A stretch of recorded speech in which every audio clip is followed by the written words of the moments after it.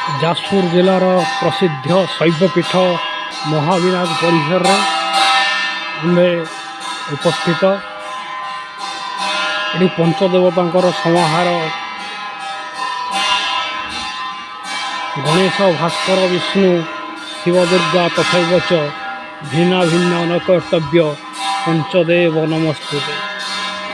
महाविनायक क्षेत्र विनायक अर्थ गणेश किंतु गणेश हेले शैव क्षेत्र भाव में परिगणित। आपण देखुं महाविनायक क्षेत्र परिसर